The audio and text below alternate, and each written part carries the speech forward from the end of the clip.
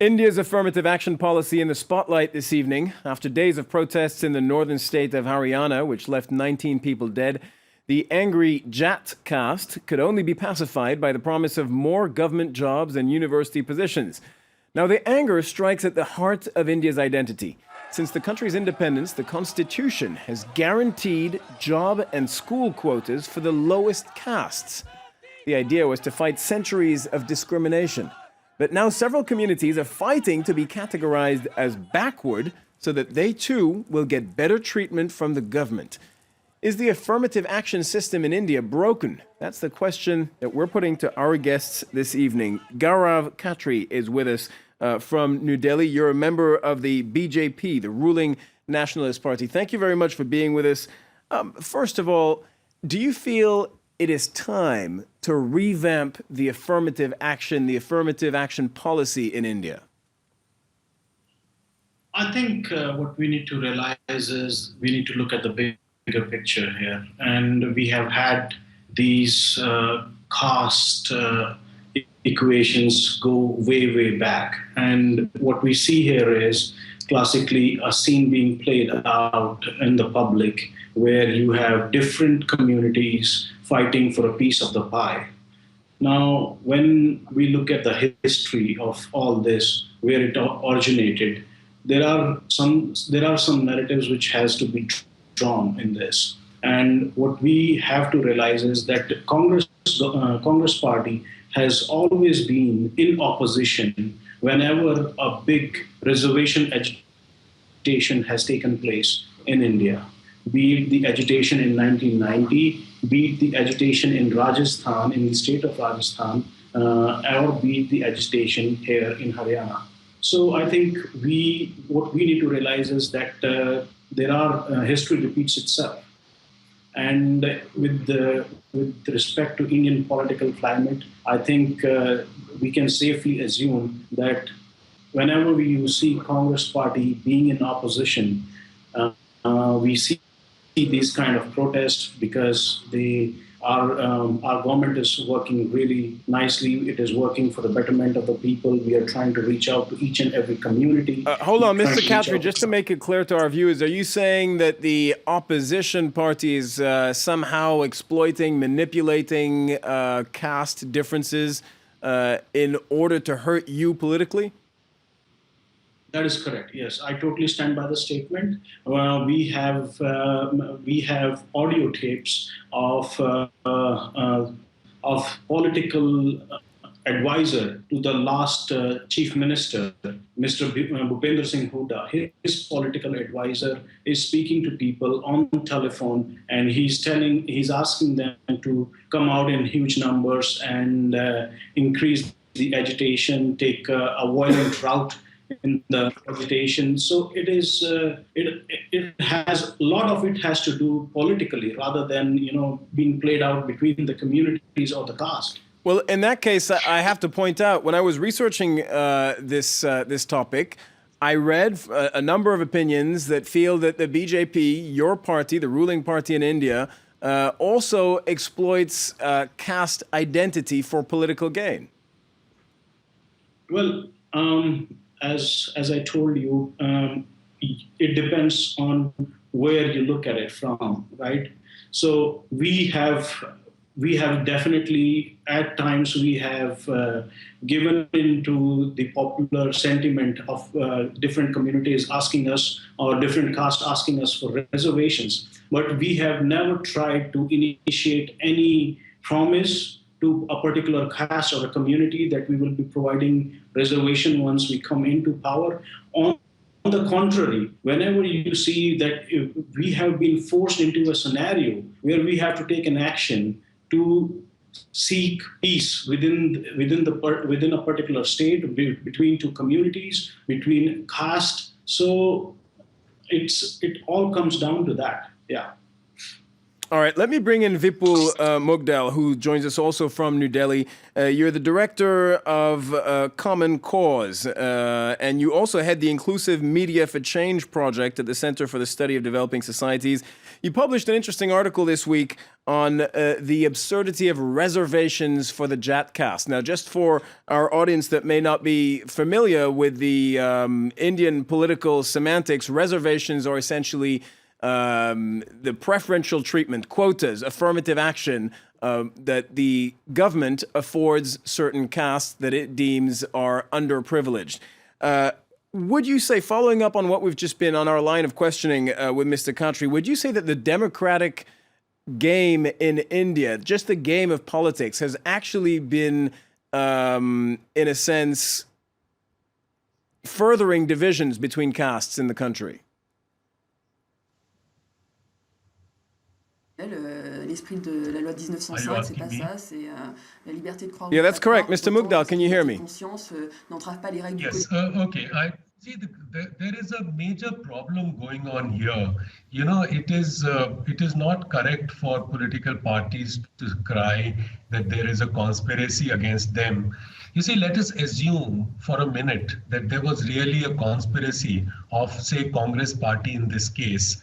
Now, if one advisor to the former chief minister gives one call and the entire state, entire community comes out and there are blockades and nothing works, that means people are listening to them. That means, you should not have won the elections. Obviously, we can't give so much credit to your opponents. The fact is that it's a huge problem in India. There is agrarian crisis. The villages are not doing very well. The village economy is in very bad shape. The peasant castes are not able to, earn enough money because agriculture is not profitable. There is no investment being done in villages in India. There are all kinds of problems going on. To say that there is a conspiracy and because of which this has happened would be absolutely wrong. The point is that it's not just, let us not forget that this is a very small part of India.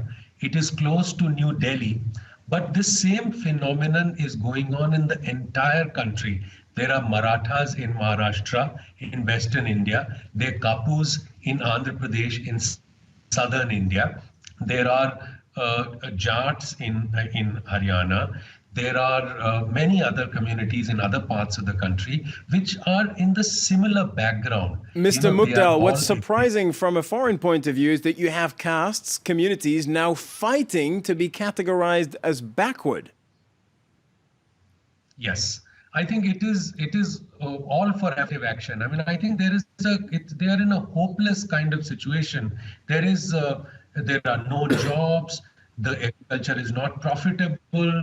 There is stagnation in rural economy. Then the only hope they see for their children is that perhaps they will get a government job in police or in the army or a early job in government. So this is all because of that. But now, if we take the specific example, of the Jat community, they're actually considered fairly affluent. They have a political representation in the state assembly. Do you feel that they should be categorized as backward? No, they are not. Actually, none of these castes that I just mentioned, these are all dominant castes. It is all relative. They are doing better than others. But if you see their absolute position, they are not so well off. Where they were yesterday, they are not today. So they are losing out the battle. The earnings are actually going down. The employment is going down. The livelihood opportunities that were there yesterday are not there today. The real wages are actually going down because the escalation in the wages is actually less than the inflation. So what is going on is within this community that they are losing a battle, but the the fact is that they're better than others. So I mean, it's a relative picture. The problem in this is that something needs to be done to reinvigorate the rural economy, and all political parties have to come together. You know, particularly for this issue of reservation, there is an absurdity in it. How much reservation can you give? Can you give 100% reservation? Everybody gets something or the other? It's not possible. So the courts, the Indian Supreme Court has come out several times, and it has actually rejected something which the politicians have already given to one particular community. This has happened with the Jats in the past. So, you know, when even this political party, the Bharatiya Janata Party, is now saying that we will build a legislation to give you reservation. But the fact is that the court is unlikely to accept this legislation. This will run a very high chance of becoming unconstitutional. So something needs to be done. Some politician, the Prime Minister is a good leader. He can actually get all parties together and create some kind of consensus to decide which communities will get affirmative action and which will not. And following up on one of your previous points, I would just highlight to viewers that the Supreme Court last year ruled that the Jat caste could not be categorized as a backward community. They were not a low enough caste to have access to those government quotas. Let me turn back now to Gaurav Khatri, member of the ruling BJP party. It falls on you now, it falls on your party, and it falls on the Prime Minister, Mr. Modi, to manage this caste system in India. Big picture, going forward, how do you do that? Because the post-independence Prime Minister of India, Mr. Nehru, he hoped 70 years ago that the caste system would gradually disappear, and that has not materialized. Well, before I answer this question, I would like to go back and answer what Vipul earlier said about the popularity of the Congress leaders in the state of Haryana. The BJP party is very much in power there. We enjoy the mandate of the people in state of Haryana. And on the contrary, there has been some antisocial elements, some people who have come out and who have taken these agitations and very violent agitations. They were only a fraction of the community. It was not that the whole community was out. So saying that the whole community enjoys the support of the Congress party and they are very popular and we don't enjoy the mandate of the people, that is totally false. All right, but Mr. Khatri, I'd like to take you away from that specific instance of local politics, and I'd like to talk about the wider vision for India. What do you do about the caste system? Is it something that you try to, like Nehru tried to do, that you tried to diminish? Or is it something that you just have to accept as part of Indian society, and your role is to distribute those government quotas among castes? Well, the Indian culture, when we look at it, it is in form of an umbrella. We have an umbrella culture. We grasp things from different communities, from different cultures. We try to integrate it into our society, and we try to move on. And there cannot be a quick fix to this problem. And it is a work in progress where leaders and communities, they have to keep building bridges amongst each other. The environment of hostility has to go. And Honorable Prime Minister Modi definitely is working towards it. Our government is working towards it. We definitely believe that... Okay, but I want a more specific answer from you, Mr. Khatri. I understand it's a work in progress, but what does your party, which is in power, intend to do to change things? Well, foremost, the one thing which we have to realize is that our courts, they play a huge role as far as giving quota and providing reservations to a particular community is concerned. In the case of Jats being given reservation, the court has ruled that out. Not in the favor of the community, in the Jat community. So I think a lot of that depends on what new legislation is brought up by our government, we definitely feel, and we definitely in the new generation definitely feels that enough with the reservations, and we don't really need the reservation. But I think there are so many viewpoints on this that we have to involve all the stakeholders.